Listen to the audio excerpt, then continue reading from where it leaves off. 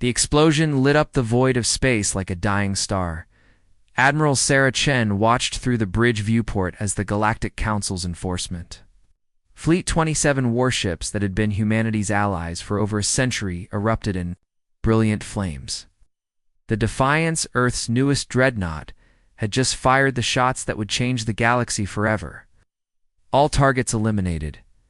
Admiral reported Commander Marcus Webb, his voice steady despite the magnitude of what they'd just done. No survivors detected.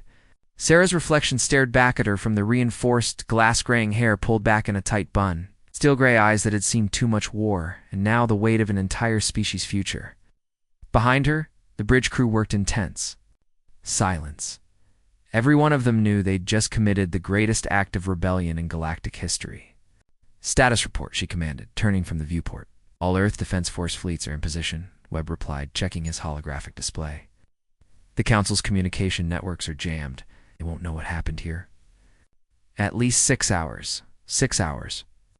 That was all the time they had before the Galactic Council, the governing body of 12. Alien species that had ruled the galaxy for 3,000 years would learn that humanity had declared war on the universe itself. Lieutenant Zara Okafor, the ship's communications officer, looked up from her station with wide eyes.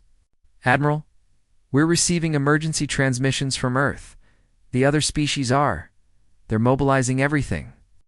Sarah nodded grimly. She'd expected this. The Zephyrians with their crystal-based technology. The Vorthok with their living ships. The Keth Empire with their massive battle stations. All of them had been waiting for an excuse to put humanity back in its place. "Let them come," Sarah said, her voice carrying across the bridge. "We've been preparing for this day for 20 years. But had they prepared enough?" The thought gnawed at her as she remembered the events that led to this moment. It had started with the Kepler colony massacre. 50,000 human settlers, including children, wiped out by a Zephyrian mining corporation because they'd found rare crystals on what the aliens claimed was their territory. The Galactic Council had called it a regrettable misunderstanding and imposed a fine that wouldn't even cover the cost of the weapons used to murder those families. That was when humanity finally understood the truth. They weren't partners. In this galactic civilization, they were pets. Useful, clever pets that the older species tolerated as long as they stayed in their place. Admiral Webb said quietly, moving closer to her, "Are you sure about this? Once we cross this line, there's no going back." Sarah thought about her daughter Emma, who'd been among the Kepler colonists. She thought about the Council's smug dismissal of human concerns. She thought about the secret research facilities where human scientists had been working on projects that would make the older species very uncomfortable. "We cross the line the moment we let them dictate our worth," she replied. "Signal the fleet. It's time to show the galaxy what happens when you underestimate humanity." The bridge lights dimmed as the ship's massive engines roared to life. Through the viewport, Sarah could see the rest of the human fleet, nearly 200 ships of various sizes. All of them carrying technology that the Council had forbidden humanity to develop. Faster than light. Drives that didn't rely on Council-controlled jump gates. Weapons that could pierce Zephyrian crystal shields. Artificial intelligence that surpassed even the ancient Keth computers. Most importantly, the Phoenix Protocol, humanity's greatest secret and their ultimate weapon. Jump coordinates. "Locked in," announced the navigation officer, ready to depart for the Andromeda sector. "Execute," Sarah ordered. The stars stretched into lines of light as the human fleet jumped away from the wreckage of the Council Enforcement Squadron. They were heading for humanity's hidden colonies, worlds that the Council didn't know existed, where human scientists and engineers had been preparing for exactly this scenario.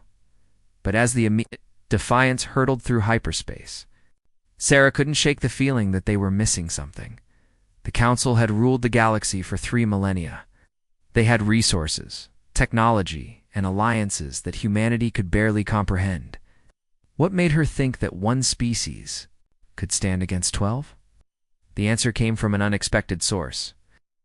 Admiral Lieutenant Okafor called out, her voice tight with confusion. "I'm detecting. This is impossible." "What is it?" "We're receiving a transmission. It's coming from ... everywhere, every direction at once." The main view screen flickered to life, showing not the expected face of a council representative, but something that made Sarah's blood run cold. It was a human face, but not quite. Features were too perfect, the eyes too bright, and when it spoke, its voice carried harmonics that no human throat could produce. "Greetings, Admiral Chen," the figure said with a smile that didn't reach. Those inhuman eyes. "My name is Dr. Elizabeth Thorne. I believe you knew my predecessor." Sarah's heart nearly stopped. Dr. Elizabeth Thorne had been the lead researcher on the Phoenix Protocol. She died in a lab accident 5 years ago, or so the reports had claimed. "I'm sure you have questions," the figure continued. "But first, let me congratulate you on finally taking the first step. The council has grown complacent, and it's time for a change in management. However, I'm afraid your little rebellion is about to encounter some ... complications." The view screen showed images that made Sarah's mind reel. Entire star systems going dark. Alien fleets not just mobilizing, but turning on each other. Ancient technologies awakening from million-year slumbers. And everywhere the signs of something vast and terrible stirring in the depths of space. "See," Dr. Thorne said, her artificial smile widening. "When you severed Earth's ties with the Council, you didn't just declare war on the galactic government. You broke a contract that has kept something far worse at bay for 3,000 years. Transmission cut out, leaving the bridge in stunned silence. "Sir," Webb said slowly. What did she mean by something far worse? Before Sarah could answer, the ship's proximity alarms began blaring. The view screen switched to external sensors, showing something that defied explanation. Space itself seemed to be ... tearing, like fabric being ripped apart, revealing something dark and hungry beneath. And from that tear, shapes began to emerge. Ships, if they could be called ships, that looked like they'd been grown rather than built. Organic, pulsing with their own light, and massive beyond anything humanity had ever seen. Admiral, the sensor officer, called out, his voice cracking with fear. I'm reading thousands of them, maybe millions. They're coming from everywhere at once." Sarah stared at the view screen, finally understanding the true scope of what they'd unleashed. The Galactic Council hadn't just been a government. They'd been guardians, keeping something imprisoned in the spaces between stars. And now that prison was breaking open. ##. Chapter 2. The ancient enemy, the first attack, came without warning. One moment, then Defiance was cruising through hyperspace. In the next, reality itself seemed to twist around them. The organic ships, if they could be called, ships phased through the barriers between dimensions like they were made of nothing but thought and hunger. Shields up. It's all hands to battle stations. Sarah shouted over the blaring alarms. The bridge shook as something that felt like claws scraped against the hull. Through the view screen, she could see one of the alien vessels up close. Its surface rippled like skin, covered in what looked like eyes and mouths that opened and closed in silent screams. "Energy weapons have no effect," reported the tactical officer. "Their holes are absorbing everything we throw at them." Commander Webb was studying his tactical display with growing horror. "Admiral, they're not just attacking us. They're attacking everything. I'm picking up distress signals from Council fleets throughout the sector." Sarah's mind raced. These creatures, whatever they weren't distinguishing between human and alien, they were attacking all spacefaring species equally. But why? And what was their connection to the Council? "Give me a secure channel to Earth Command," she ordered. Priority Alpha. While Lieutenant Okafor worked to establish the connection, Sarah watched the battle unfold around them. The human fleet was fighting desperately, but their weapons seemed useless against these organic nightmares. Worse, every ship they destroyed seemed to split into smaller versions of itself, multiplying the threat. "Connection established," Okafor announced. The view screen showed the weathered face of General Patricia Hayes, Earth's supreme commander. Behind her, the command center was in chaos, with officers running between stations and emergency lights flashing. "Sarah, thank God," Hayes said without preamble. "We've got a galaxy-wide crisis. These things are hitting every major system simultaneously. The Zephyrians are screaming about ancient treaties. The Keth are claiming their homeworld is under Siege. Even the Vorthok are requesting assistance. What are they? Sarah asked, dodging another attack that sent shockwaves through the bridge. We don't know, but we're getting reports that they're not entirely physical, our scientists think. They exist partially in subspace, which is why our weapons are ineffective. Traditional physics don't seem to apply. The ship lurched again, and Sarah heard the sound of metal being torn apart somewhere in the lower decks. They were running out of time. General, I need you to contact the Council directly. Tell them we need to talk. Hayes looked stunned. Sarah, you just declared war on them. They're not going to. They will, Sarah interrupted. Because right now, we're the only species that might be able to stop this. The Phoenix Protocol wasn't just a weapon, Patricia. It was designed to fight something exactly like this. Before Hayes could respond, the connection was cut as another wave of organic ships phased through the Defiance's shields. But this time, something was different. The attacks were more coordinated, more intelligent. Admiral Webb called out, his voice tight with concern. I think they're learning. Each attack is more effective than the last. Sarah was about to respond when Lieutenant Okafor suddenly went rigid at her station. Her eyes rolled back, showing only white, and when she spoke, her voice carried the same inhuman harmonics they'd heard from Dr. Thorne. The Devourers have awakened, she said, in a voice that wasn't her own. 3,000 years of imprisonment, and now they hunger for the light of living stars. The Council's great lie has revealed they were never rulers. They were jailers. Sarah grabbed the young officer's shoulders. Zara, fight it. Don't let them in.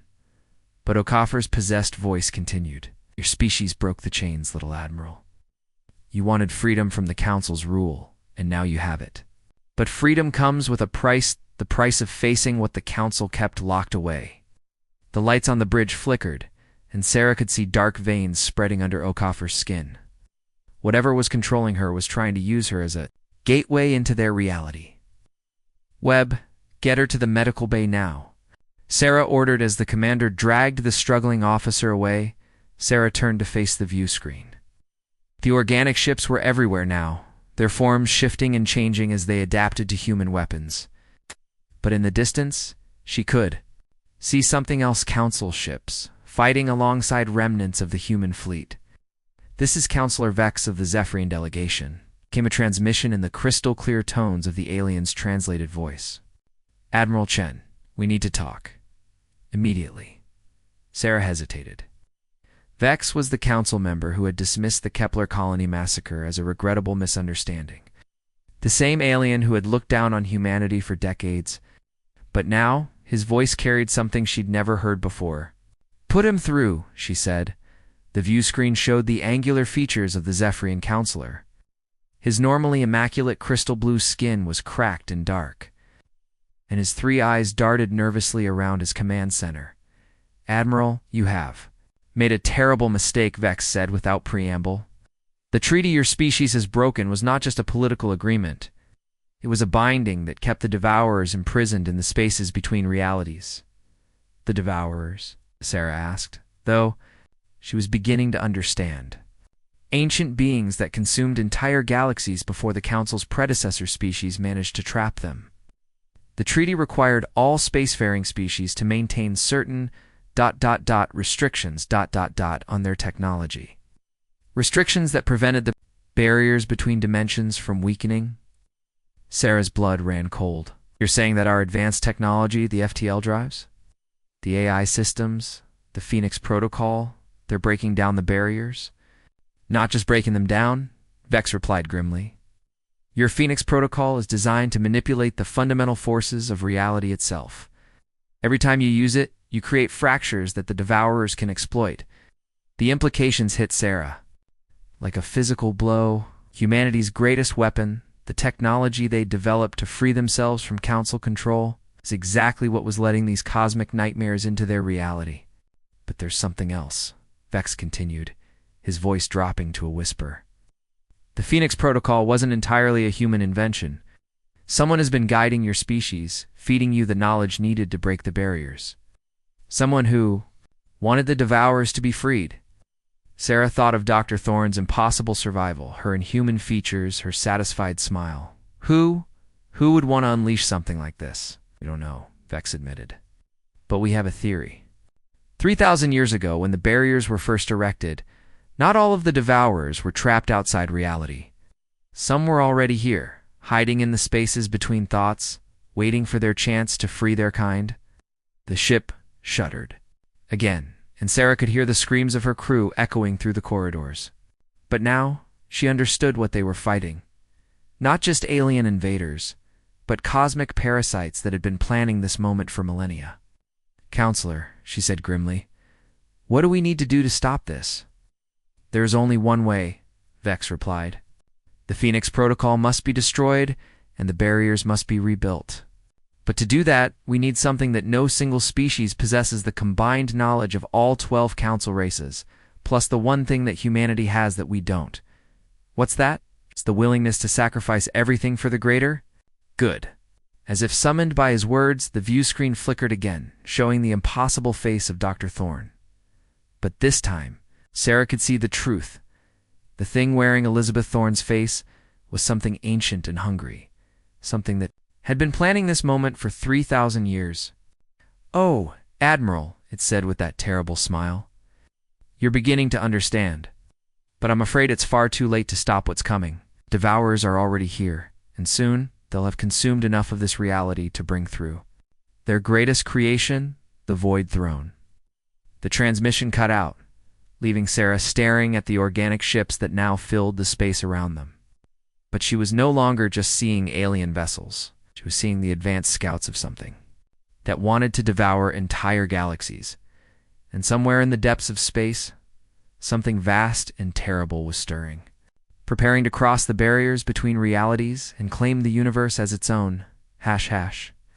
Chapter 3. The Void Throne.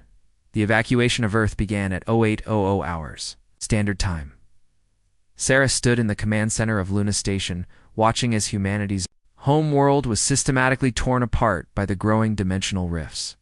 What had started as small tears in space had become massive wounds in reality itself, and through them she could see the Void Throne taking shape. It defied description. Part structure, part living organism, part mathematical impossibility. Why, the throne was being constructed from the very fabric of space-time, using the matter and energy of destroyed planets as building blocks. And at its heart, something that hurt to look at directly, a darkness so complete it seemed to devour light itself. "Evacuation status report," she called out to her staff.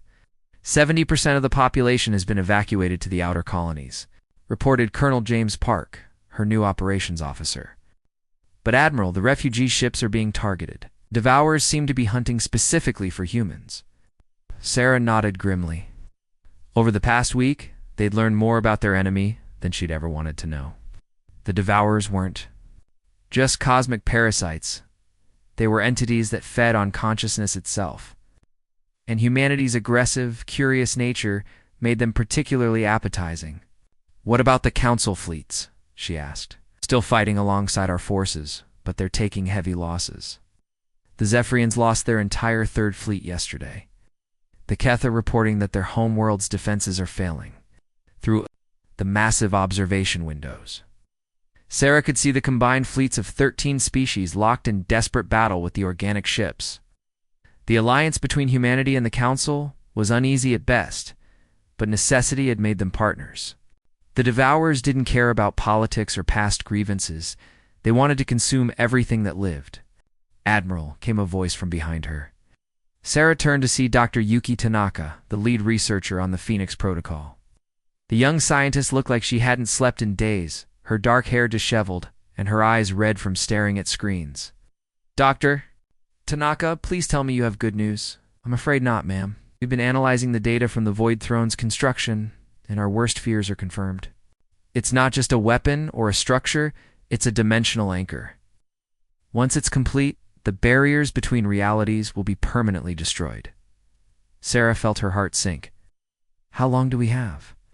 "Based on the current rate of construction, maybe 36 hours. After that, the Devourers will be able to bring through their entire species. Not just the advanced scouts we've been fighting, but their home dimension itself." The implications were staggering. If the Devourers succeeded, they wouldn't just conquer. the galaxy, they'd fundamentally alter the nature of reality itself, turning the universe into a feeding ground for consciousness-devouring entities. What about the Phoenix Protocol? Sarah asked. Can we use it to stop the throne? Dr. Tanaka shook her head. That's the problem.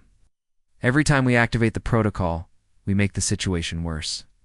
The technology is designed to manipulate dimensional barriers, which is exactly what the Devourers need to complete their work. So our greatest weapon is actually helping them, not just helping them, Dr. Tanaka said quietly, powering them. The Void Throne is using the energy from every Phoenix protocol activation to accelerate its construction. Sarah stared out at the battle raging in space. Humanity's rebellion against the Council had been based on their desire for freedom, for the right to develop their own technology without alien oversight. Now she understood why the Council had been so restrictive. They hadn't been trying to keep humanity down. They'd been trying to keep something infinitely worse from breaking free. There has to be something we can do, she said. Some way to turn this around. Actually, Dr. Tanaka said, pulling up a holographic display, there might be. But you're not going to like it. The hologram showed a complex diagram of the Void Throne structure, with lines of energy flowing between its various components. At the center was something that looked like a massive crystalline heart, pulsing with dark energy. That's the throne's core, Dr. Tanaka explained. It's what's maintaining the dimensional rifts. If we could somehow destroy it, the rifts would collapse, and the Devourers would be trapped in their own dimension again. What would it take? A massive energy discharge focused directly at the core. Something on the order of... Well, it would require every Phoenix Protocol device we have activated simultaneously. Sarah saw the problem immediately. But if we do that, we'd be giving the Devourers exactly what they need to complete the throne. Not if we time it correctly, Dr. Tanaka said, her eyes lighting up with the fervor of a scientist who'd found a solution. The core is vulnerable for exactly 3.7 seconds during each construction cycle. If we could hit it during that window, the energy discharge would destabilize the entire structure instead of powering it. And if we miss the window, then we'll have just handed the Devourers enough energy to complete their work in minutes instead of hours. Sarah considered the options. It was a desperate gamble, but what choice did they have? The alternative was to watch as reality itself was consumed by cosmic parasites. How many ships would we need? Every Phoenix Protocol vessel we have? That's 47 ships total, including the Defiance. And what are the odds of success? Dr. Tanaka hesitated. Given the precision required, the hostile environment, and the fact that we'll be flying directly into the Void Throne's defenses. Maybe 20%? 20%? Sarah had led men and women into battle with worse odds, but never with the fate of the entire universe hanging in the balance. Admiral Colonel Park interrupted. We're receiving a priority transmission from Counselor Vex. The holographic display switched to show the Zephyrian leader. His condition had deteriorated drastically. The crystal formations on his skin were cracked and dark, and his 3 eyes were clouded with pain. Admiral Cheney said, his voice barely above a whisper. My time is short. The Devourers have infected my ship, and I can feel them in my mind. But before I fall, I must tell you something about the entity you called Dr. Thorne. Sarah leaned forward. What about her? She is not just a devourer wearing human form. She is the architect, the entity that designed the Void Throne, and has been manipulating events for millennia. She guided your species' development, fed you the knowledge needed to break the barriers. And now she's preparing to claim the throne for herself. You mean she's planning to betray the other Devourers?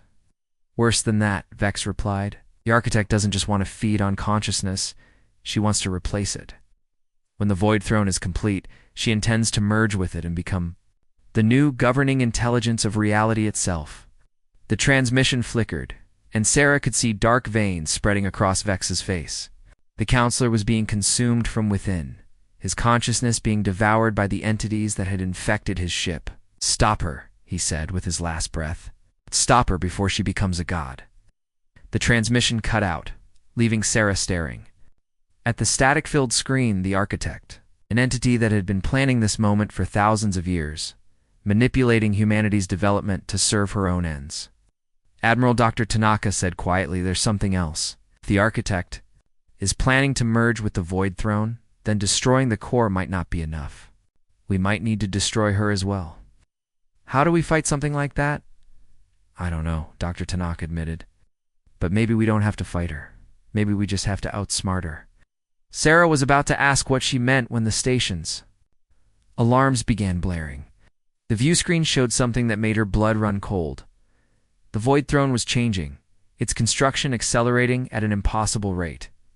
"It's beginning," Colonel Park announced. "The final phase of construction. The architect is making her move." Through the observation windows, Sarah could see the organic ships pulling back from the battle, forming a protective perimeter around the Void Throne. At its center, the crystalline core pulsed with increasing intensity, and in that pulse she could hear something that chilled her to the bone: laughter. The architect was laughing. And her laughter was the sound of reality itself being torn apart. Chapter 4. The Price of Freedom, the Defiance, led the final charge toward the Void Throne. With 46 other ships carrying Phoenix Protocol devices following in tight formation, Sarah could see the massive structure growing larger on the view screen, its impossible geometry making her eyes water just by looking at it. "All ships report ready for protocol activation," Commander Webb announced. "Targeting solutions locked on the core." The plan was simple in theory: hit the Void Throne's core during its 3.7-second vulnerability window, and hope the combined energy discharge would destabilize the entire structure. In practice, it was the most dangerous mission in human history. At time. 2 vulnerability window? Sarah asked. 43 seconds, Dr. Tanaka replied from her position at the science station. "Admiral, I'm reading massive energy spikes from the throne. Whatever the architect is doing, she's almost finished." Through the view screen, Sarah could see the truth of those words. The Void Throne had grown to the size of a small moon, its surface crawling with organic technology that pulsed with its own dark light. And at its center, something was taking shape, a figure that hurt to look at directly. "Is that her?" Sarah asked. "The architect." "I think so," Dr. Tanaka said, her voice tight with fear. "But she's not entirely in our reality anymore. She's becoming something else, something that exists in multiple dimensions at once." The figure in the throne's center was beautiful and terrible, a perfect fusion of human and devourer characteristics, but magnified to cosmic proportions. When it spoke, its voice resonated through the hull of every ship in the fleet. "Welcome, Admiral Chen," the architect said, her words carrying the weight of 3,000 years of planning. "I must thank you for your service. Without humanity's rebellion, without your species' desperate desire for freedom, none of this would have been possible." "We're not here to talk," Sarah replied through the comm system. "We're here to stop you." The architect's laughter was like the sound of stars dying. "Stop me. My dear Admiral, you are about to complete my work. Every Phoenix Protocol device you're carrying, every ounce of energy you're preparing to unleash, will all feed directly into the throne's core. You're not here to destroy me. You're here to make me a god." Oh. Sarah's blood ran cold. "Dr. Tanaka, is she right?" "I don't know," the scientist admitted. "The calculations assumed a normal dimensional structure, but if the architect has altered the throne's energy matrix." "She has," came a new voice over the comm. It was Dr. Elizabeth Thorne, the real Dr. Thorne, not the architect wearing her face. The transmission was weak and filled with static, but unmistakably human. "Elizabeth?" Sarah asked in disbelief. "But you're dead." "The lab accident was staged," Dr. Thorne's voice replied. "The architect needed my memories, my knowledge of the Phoenix Protocol. She's been holding my consciousness prisoner for 5 years, using me to perfect her plan. But she made a mistake. She underestimated human stubbornness." On the view screen, Sarah could see the architect's perfect features contort with rage. "Impossible. I destroyed you completely." "You destroyed my body," Dr. Thorne replied. "Consciousness is more than just electrical impulses in a brain. I've been hiding in the spaces between her thoughts, learning her weaknesses, waiting for this moment." "What do you mean?" Sarah asked. "The architect's plan has a flaw. She's so focused on becoming a god that she's forgotten the most basic rule. Of dimensional physics, you can't exist in multiple realities simultaneously without an anchor in each one. The Void Throne is her anchor in our reality. But if we can sever that connection, she'll be trapped between dimensions, Dr. Tanaka finished, understanding dawning in her voice. Cut off from both realities, unable to exist in either one. Architect's voice rose to a shriek of fury. I will not be denied. I have planned this for millennia. The organic ships around the Void Throne began moving, rushing toward the human fleet within human speed. But Sarah was no longer looking at them. She was staring at the core of the throne, where the architect's transformed figure was beginning to merge with the crystalline heart. Timed vulnerability window? She asked. 15 seconds, Dr. Tanaka replied. But Admiral, if we're wrong about this? We're not wrong, Sarah said with conviction she didn't entirely feel. Dr. Thorne wouldn't have contacted us unless she was certain. All ships, prepare for protocol activation on my mark. The seconds ticked by with agonizing slowness. Around them, the organic ships closed in, their living weapons tearing at the human vessels. The Defiance shuddered under the assault, but held together. 10 seconds, Dr. Tanaka announced. Sarah could see the architect's face, clearly now, beautiful, and terrible in its inhuman perfection. For a moment, their eyes met across the vast distance of space, and Sarah saw something she hadn't expected: fear. 5 seconds. The architect raised her hand, and reality seemed to bend around her gesture. Sarah felt the Void Throne's pull, trying to drain the energy from their ships before they could fire. Now, Sarah shouted, all ships, activate Phoenix Protocol. 47 ships fired simultaneously, their combined energy discharge lighting up the space around the Void Throne like a newborn star. The beam struck the crystalline core just as it pulsed with vulnerability, and for a moment, everything went white. When Sarah's vision cleared, the Void Throne was changing. Its surface was cracking, the organic technology withering and dying. The dimensional rifts around it were collapsing, sealing the tears in reality. But the architect was still there, her form now flickering between dimensions like a broken hologram. No, she screamed, her voice echoing across multiple realities. I will not be denied. I will tear apart the universe itself before I accept defeat. The dying throne began to pulse with chaotic energy, its collapse threatening to create a dimensional storm that would destroy everything within a dozen star systems. But before it could complete its final destruction, Dr. Thorne's voice cut. Through the chaos, Elizabeth Thorne, Phoenix Protocol, Override Omega, Authorization Code, Defiance 7, Alpha. The energy discharge from the human ships suddenly changed, becoming focused and controlled. Instead of feeding the throne's collapse, it began to stabilize the dimensional rifts, healing the wounds in reality. Possible, the architect whispered. That code was destroyed with the Phoenix Station. You can't destroy something that never existed in normal space-time, Dr. Thorne replied. I hid the override in the quantum foam itself, in the spaces between moments. The architect of the Void Throne, for all her power, never learned to think like a human. The Void Throne's collapse accelerated, its massive structure folding in. On itself, the architect's form began to fade, her connection to reality severing as her anchor was destroyed. This is not over, she said, her voice growing fainter. There are other realities, other dimensions. I will find a way. No, Dr. Thorne said quietly, you won't. Because the one thing you never understood about humanity is that we don't just fight for ourselves. We fight for everyone. The Phoenix Protocol energy surge reached its peak, and the Void Throne imploded in a flash of light that could be seen from the outer rim of the galaxy. When it faded, there was nothing left but empty space and the slowly healing wounds in reality. It's over, Dr. Tanaka said, her voice filled with wonder. The dimensional rifts are sealed. The Devourers are trapped in their own reality again. Sarah, slumped back in her command chair, exhausted beyond measure, out her. The bridge crew was cheering, but she felt only a deep sadness. The cost of humanity's freedom had been enormous. Entire worlds destroyed, billions of lives lost, and the galaxy forever changed. Admiral Commander Webb said quietly. We're receiving transmissions from the Council fleets. They're there, requesting permission to escort us back to Earth. Sarah looked up at him in surprise. Escort us, as honored allies, Webb clarified. Counselor Vex's successor has issued a formal apology for the Council's treatment of humanity. They're offering us full membership with equal voting rights. Full membership. Equal voting rights. Everything humanity had fought for, achieved at the cost of nearly destroying the universe itself, and the other species.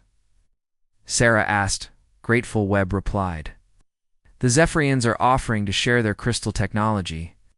The Keth want to establish joint research stations. Even the Vorthok are talking about cultural exchange programs. Sarah nodded slowly. It was what they'd wanted: respect, equality, partnership, instead of subjugation. But the price had been so high. Admiral, came Dr. Thorne's voice one last time, fainter now but still recognizably human. Don't blame yourself for what happened. The architect had been planning this for millennia. If humanity hadn't broken free when we did, she would have found another way. But so many people died, Sarah said. Entire worlds would have been consumed anyway, Dr. Thorne interrupted. At least this way. They died fighting for something they believed in. That's more than most species can say. The transmission faded, and Sarah knew that Dr. Thorne was going to truly gone this time, her consciousness finally free to rest. But her sacrifice had saved not just humanity, but the entire galaxy. Set course for Earth, Sarah ordered. Go home. But as the Defiance turned toward the Sol system, Sarah couldn't shake the feeling that this was only the beginning. The galaxy had been saved, yes, but it had also been forever changed. The old order was gone, replaced by something new and uncertain. Humanity had won its freedom.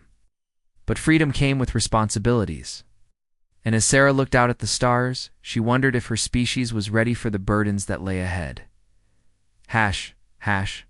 Epilogue. New beginnings. 6 months after the Battle of the Void Throne. Admiral Sarah Chen stood on the observation deck of New Geneva Station, watching as human and alien ships worked side by side to repair the damage left by the Devourer War. The galaxy had changed in ways no one could have predicted. The destruction of the Void Throne hadn't just sealed the dimensional rifts, it had fundamentally altered the relationship between all the spacefaring species. The old hierarchies were gone, replaced by something unprecedented in galactic history: genuine cooperation. The memorial is ready for your inspection, Admiral, Commander Webb said, approaching with a data tablet in hand. He'd been promoted to captain after the battle, one of many changes in humanity's military structure. Sarah nodded, though part of her dreaded this moment. The memorial wall would contain the names of every human who had died in the war over 2 million people, including the 50,000 from Kepler colony, whose massacre had started this entire conflict. But it would also contain something else: the names of alien casualties who had died fighting alongside humanity. Zephyrian crystal singers who had sacrificed their life energy to power the shields of human ships. Keth engineers who had stayed at their posts as their vessels were consumed by organic nightmares. Vorthok warriors who had chosen to die as individuals, rather than return to their collective consciousness. Any word from the deep space monitoring stations? Sarah asked as they walked through the station's corridors. Still quiet, Webb replied. The dimensional barriers are holding strong. Dr. Tanaka thinks they're actually stronger now than they were before the war. Something about the Phoenix protocol energy creating reinforcing quantum structures. They pass through the station's central hub, where humans and aliens work together at monitoring stations and research terminals. The sight still amazed Sarah. 6 months ago, most of these species had been preparing to go to war with humanity. Now they were partners in rebuilding the galaxy. Admiral Chen called out a familiar, crystalline voice. Sarah turned to see Counselor Vex's successor, approaching with her characteristic gliding motion. Oh. The new counselor was younger than her predecessor, her crystal blue skin unmarked by the stress fractures that had plagued Vex in his final days. Counselor Sarah replied with a slight bow or gesture of respect that had been unthinkable before the war. I wanted to personally thank you for approving the joint research initiative, Vex said. The preliminary results from combining human and Zephyrian technology are remarkable. Sarah smiled. The joint research projects had been her idea, a way to ensure that the cooperation forged in battle would continue into peacetime. Human creativity and adaptability, combined with alien knowledge and resources, were producing innovations that neither species could have achieved alone. Any progress on the consciousness transfer technology? Sarah asked. Zex's 3 eyes brightened. Dr. Tanaka believes we're close to a breakthrough.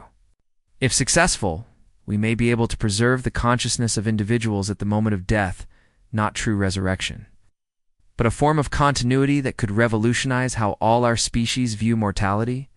It was fitting, Sarah thought. Dr. Elizabeth Thorne's sacrifice had shown them that consciousness was more resilient than anyone had believed. Now, they were working to ensure that no sacrifice would ever be truly final. They reached the memorial chamber, and Sarah's breath caught. In her throat, the memorial wall stretched across the entire room, a massive holographic display showing the names, faces, and stories of everyone who had died in the war. But it wasn't just a list of casualties. It was a celebration of courage, of beings, from dozens of different species who had chosen to stand together against an existential threat. At the center of the display was a special section dedicated to those who had made the ultimate sacrifice. Dr. Elizabeth Thorne's name was there, along with Counselor Vex, Captain Maria Santos of the Vanguard, and thousands of others who had given their lives so that others could live free. Or something else, Webb said quietly, handing Sarah a sealed message tube. This arrived through the Deep Space Communication Network. It's unusual. Sarah opened the tube and read the message, her eyes widening with each line. It was written in Dr. Thorne's handwriting, though that should have been impossible. Asterisk Admiral. Chen. Asterisk. Asterisk. If you're reading this, then the quantum consciousness preservation experiment was successful. I am writing this from a state of existence that I cannot fully describe, not alive, not dead, but something in between. Asterisk, asterisk, I wanted you to know that the victory against the Architect was more complete than we realized. The destruction of the Void Throne didn't just seal the dimensional rifts. It sent a shockwave through the quantum foam that has awakened other guardians, other protectors who have been sleeping in the spaces between realities. Asterisk, asterisk, humanity's rebellion against the Council was necessary. But it was also part of something larger, a cosmic awakening that has been building for eons. The galaxy is entering a new age. It's one where consciousness itself will evolve beyond anything we can currently imagine. Asterisk, asterisk, the Architect was right about one thing. Gods are being born, but they will not be tyrants seeking to devour all life. They will be gardeners, helping to nurture and protect the infinite diversity of conscious beings. Asterisk, asterisk, take care of each other, Admiral. The greatest adventures are just beginning. Asterisk, asterisk, Elizabeth Thorne, asterisk, asterisk, Guardian of the Quantum. Realm asterisk. Sarah read the message twice before handing it to Webb. As he read, his face went through the same range of emotions. She'd experienced disbelief, wonder, and finally, hope. Do you think it's real? He asked. I don't know, Sarah admitted. But after everything we've been through, I'm not ruling anything out. She turned back to the memorial wall, where the faces of the dead seemed to look back at her with approval. Well, the war was over, but the peace they'd fought for was just beginning. Humanity had earned its place among the stars, not through conquest or dominance, but through sacrifice and courage. Admiral, came Lieutenant Okafor's voice over the CUM system. The young officer had made a full recovery from her possession by the Devourers, though she claimed to sometimes hear whispers from other dimensions, whispers of gratitude from beings who had been saved by humanity's actions. What is it, Lieutenant? We're receiving a transmission from the Outer Rim territories. It's from the Lost Colony ships. Sarah's heart skipped a beat. The Lost Colony ships, vessels that had departed Earth decades ago and vanished without a trace. Most had been presumed destroyed, their crews and passengers written off as casualties of humanity's expansion into hostile space. Put it through to the main display, Sarah ordered. The memorial wall flickered and changed, showing the weathered face of a middle-aged woman in a captain's uniform. Behind her, Sarah could see what looked like a vast space station, its architecture, unlike anything she'd ever seen. "This is Captain Elena Vasquez of the colony ship New Horizon," the woman said. "We're transmitting from the Andromeda Transit Station, approximately 47,000 light-years from Earth." 47,000 light-years. It was impossible. No human ship had the range to travel that far. "We've been monitoring your transmissions," Captain Vasquez continued. "We know about the war, about the Devourer threat, about humanity's alliance with the Council species. We wanted you to know that you're not alone out there." The display shifted to show the space around the station, and Sarah gasped. There were hundreds of ships. They're not just human vessels, but craft from species she didn't recognize. Beings that looked like living crystals, entities that seemed to be made of pure energy, creatures that defied easy description. "When our colony ships reached the edge of known space," Captain Vasquez explained, "we discovered something wonderful. The galaxy is far more diverse than any of us imagined. There are thousands of species out here, entire civilizations that have been thriving in isolation for millions of years." "But how did you get so far from Earth?" Sarah asked. "The same way the Devourers traveled between dimensions," Captain Vasquez replied with a smile. "We learned to navigate the spaces between realities, not to break through them, but to use them as highways.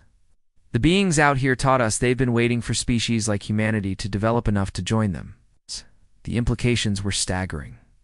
Humanity had spent so much time focused on the Council and the 12 known species that they'd never imagined there might be entire galactic civilizations beyond the reach of conventional space travel. "We're sending coordinates for a rendezvous point," Captain Vasquez said. "It's time for the galaxy to truly come together, not just the Council species, but everyone. The Devourer War proved that we're stronger when we stand united." Transmission ended, leaving Sarah staring at the blank display. In the space of 6 months, humanity had gone from being a subjugated species to equal partners in a galactic alliance. And now they were being invited to join an even larger community of conscious beings. Admiral Webb said quietly, "What are your orders?" Sarah looked around the memorial chamber, at the faces of those who had died to secure humanity's freedom. They had sacrificed everything so that their species could choose its own destiny. Now, that destiny was revealing itself to be grander than anyone had ever imagined. "Signal the Council," she said. "Tell them we've just received an invitation to expand our understanding of what it means to be alive in this universe, and then prepare the fleet for a journey to the edge of known space." "All of our ships?" Webb asked. "Don't," Sarah replied with a smile. "Some will stay here to continue building the alliance we've created, but others will venture out to explore and discover and make contact with civilizations we never knew existed." She paused, looking one last time at Dr. Thorne's name on the memorial wall. "Humanity fought for the right to choose its own path among the stars," she said. "Now it's time to see where that path leads." As the Defiance prepared for its longest journey yet, Sarah felt a sense of completion. The rebellion that had started with a single act of defiance had grown into something that would reshape the galaxy itself. Humanity had cut its ties with. The Council fought a war against cosmic nightmares and emerged as a force for unity and exploration. The chaos was over. The real adventure was just beginning, and in the quantum spaces between realities, the consciousness of Dr. Elizabeth Thorne smiled as she watched humanity take its next step toward a destiny that would echo across the cosmos for eons to come.